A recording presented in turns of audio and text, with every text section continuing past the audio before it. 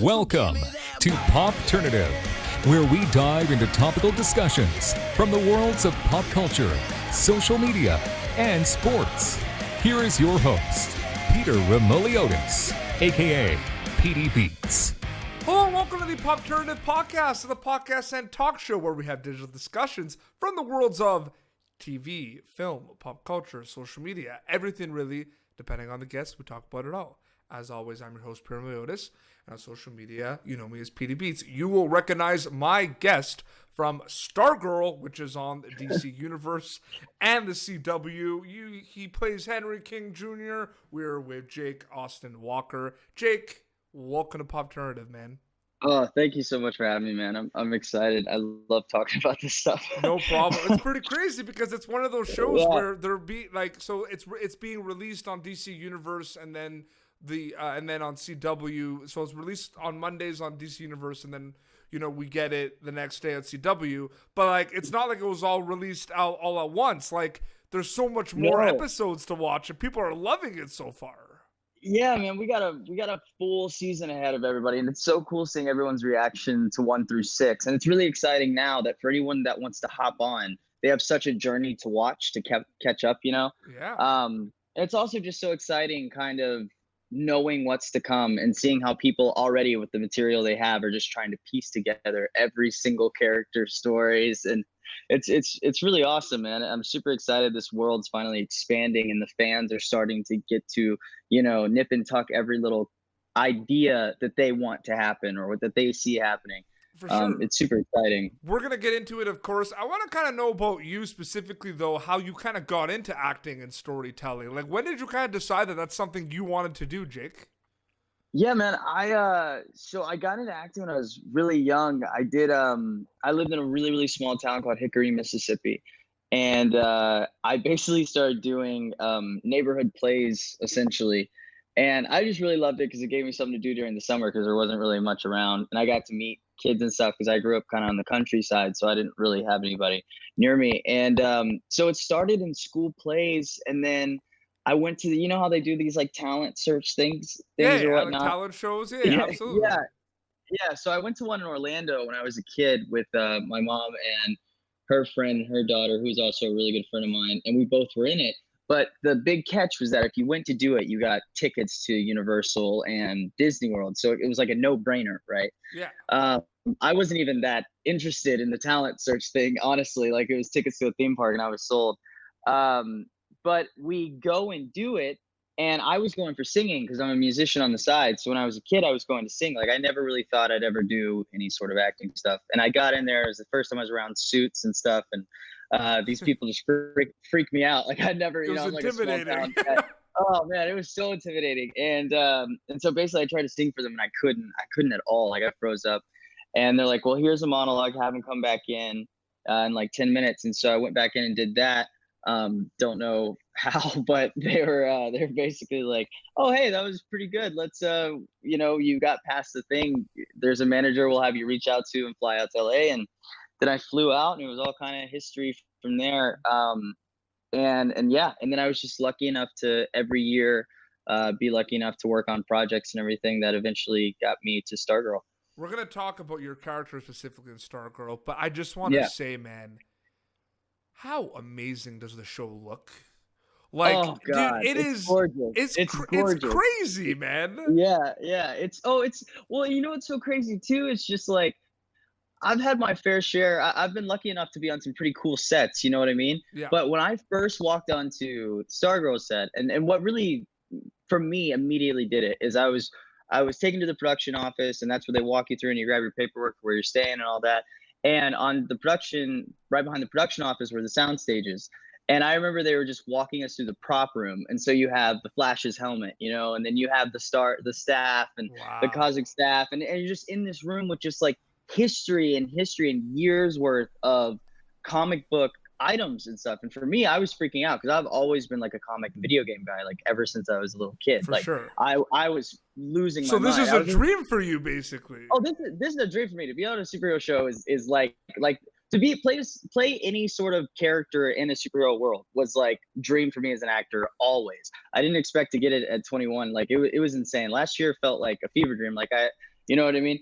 And so I remember immediately showing up. But what did it for me was seeing Stripe, like seeing because Stripe, he's not on top of being CGI. They actually built a Stripe like with a cockpit that opens and he can move and everything. So I remember when I saw that, I was like, oh my God, what type of show is this? Like I really didn't know what I was signing up for.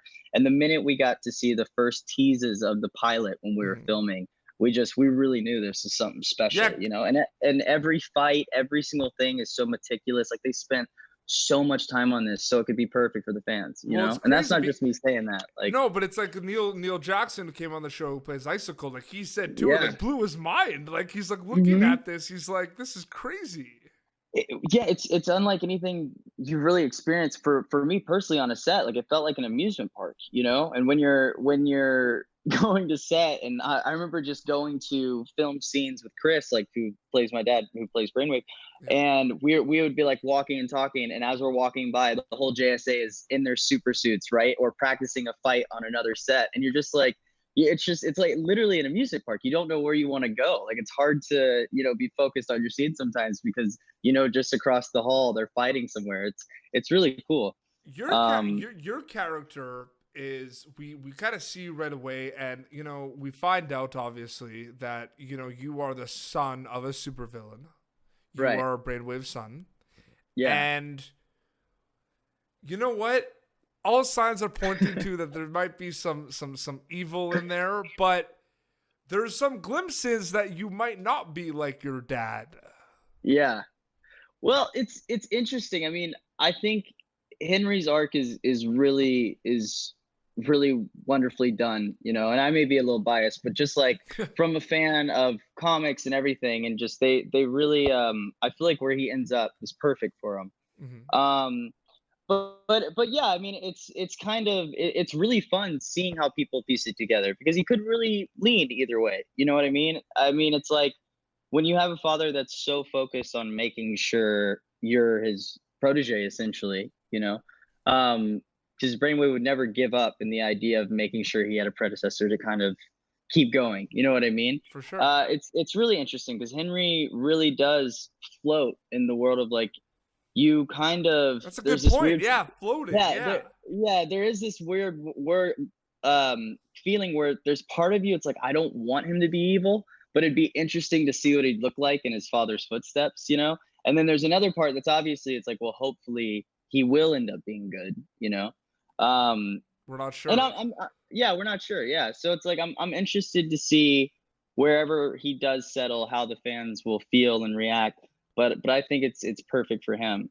This um but for yeah. sure, and it's kind of, but you're in the same boat. I feel like because we met, Hunter, who plays Icicle's son. We meet him at one Right. point, and kind of Right. in the same boat. We're not sure. You know what I mean? Yeah, yeah, exactly. There's a lot of parallels, and I like to think that Hunter and I are kind of yin and yang as characters. You know what I mean? It's very interesting, just like how Henry seems like such a sure fit of his father's son, and Cameron in a lot of ways you're kind of very shocked, you know what I mean? But when I feel like when you first see Henry as Brainwave's son in the pilot, you're like, oh, okay, that makes Yeah, sense. exactly. But not the same. And Yeah. then Hunter, it's No, kind of and like the then other way. yeah, with Hunter, you're like, oh, really? Like, so it's really cool. And we always used to joke about that all the time about like, yeah, we're in the same boat. We got the bad father. So, um, or depending on their perspective, good fathers. It really depends. Oh, for Uh, sure. yeah. um, Another thing too is, the cast. The cast. It definitely is an ensemble cast where Yeah. the love is definitely spread. The wealth is definitely spread where everyone kind of has their moments. You know what I mean? Yeah, it's really, and I mean, and that's just, that's thanks to the writers and just how they had this story from the get-go, Yeah. where they planned on, like, they really knew where every character was gonna go and end up, and it was really cool talking to some of the cast, and just like everyone was so excited when an episode would come up, and then their big moments would shine through, and there's not like throwaway moments, you know what I mean? Oh Every yeah. single That's what I think so beautiful is the screen time each character gets is very specific. It's not just a throwaway. It's Like planned out. it is Absolutely. it is planned. Yeah, yeah. And that's what's so nice. Even like little moments are such a big indicator of what's to come and stuff. So it's like, um, I love it. And what I love too is the equal. It gives me a very big, dare I say, Star Wars vibe, because it gives me this vibe where the ISA is just as cool, in my opinion, as the JSA. So it's like it just depends on where you sit on that spectrum of who you believe in and stuff. It's like the ISA is very filled with people you love to hate. That's what's so great about it, is they're so sinister, but they're also, I don't know, charming in some ways. I don't know. Well, There's a dude, lot of like ISA members. And come like, on, Neil Jackson oh, plays Icicle. Like, come on, like oh, that's the I cool. know, That's man. so cool looking. He's so suave. I know. Oh man, when we first ever got to see that clip of him finally walking into like the ISA like underground and stuff, oh, we all freaked out, man. It was For so sure. sweet. I do have to say that I talked about this with you in like the preamble. I mean, I Mhm. interviewed Trey Romano on my show, Mhm. and he plays Mike.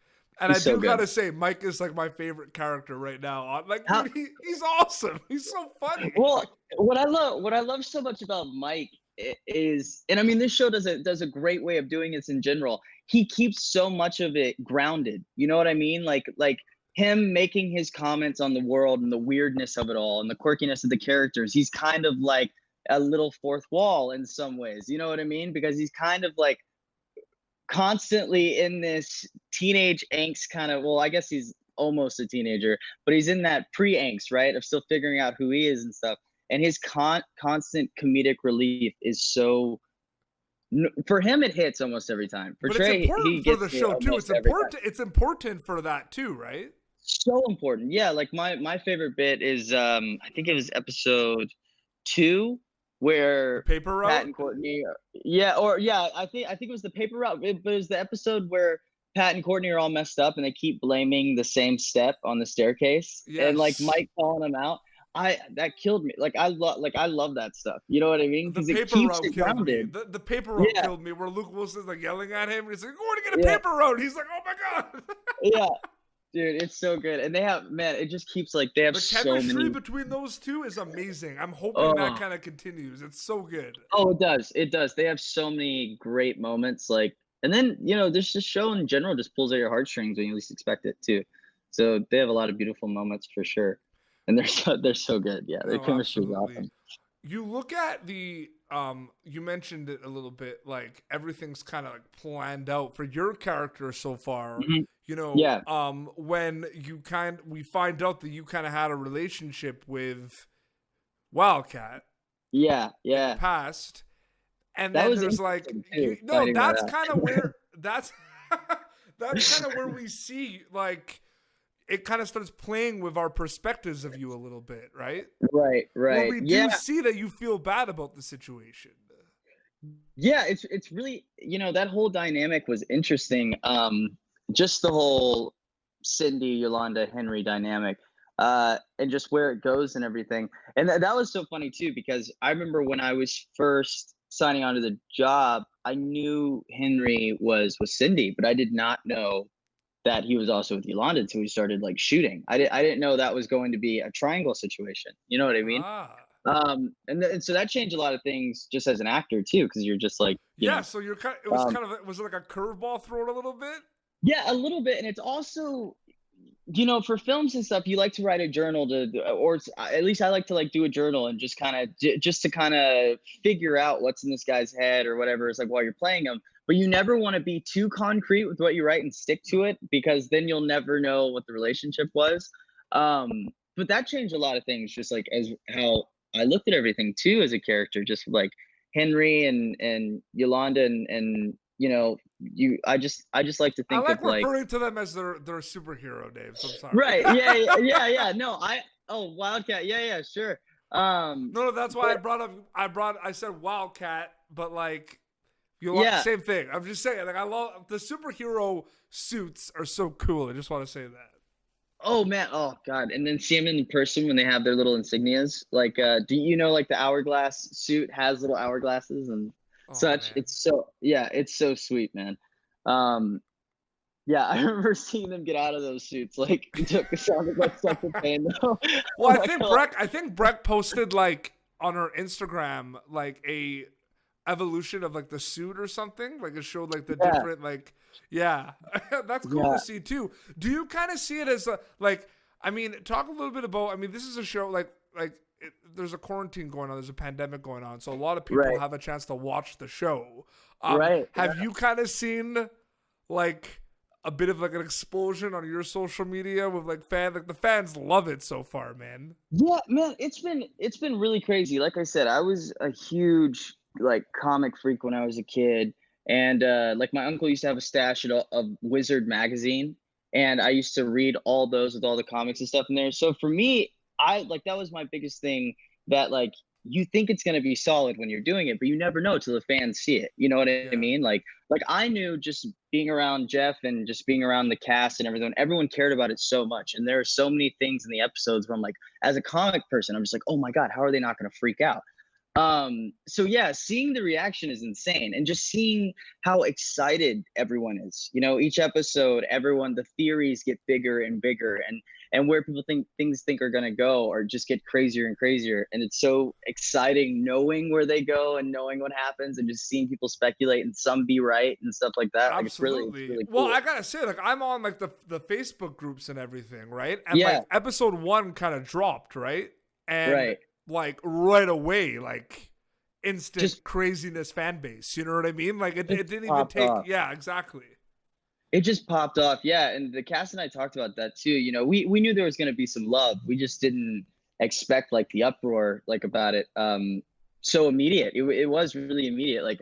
There's diehard fan bases now. We're not even episode 8 or 10, we're still going, you know what I mean? We're episode 6, right? 6. Dude, there's massive, there's so many Facebook groups about this. I know, it's crazy. I love it. I absolutely love it. I love seeing people come up with theories, and there's so many questions I can't answer yet that I will be able to answer soon. It's absolutely. Man. It's great. Well, Jake, thank you so much for coming on Popternative, man. Yeah, thank you for having me. This has been so much fun. No problem. So obviously, they can watch Stargirl now on DC Universe, and it replays on CW, correct? Mm-hmm. Yeah, it replays on CW. You can watch it tonight, 8/7 Central, and then I'm pretty sure it's 5 or 6 for Eastern Time. And then if you can't catch it during the air dates, you can literally just get the CW app and watch them all for free. You can watch every episode up until now for free. And a lot of people are doing that. I see it a lot. That's the way to go too. Yeah. Because people, there's still people working their butt off and getting outside and can't watch the show, and some people don't have the time to catch the air date. So CW is just the way to go if you don't have DC. For sure. And where can people follow you on social media to keep up to date with everything?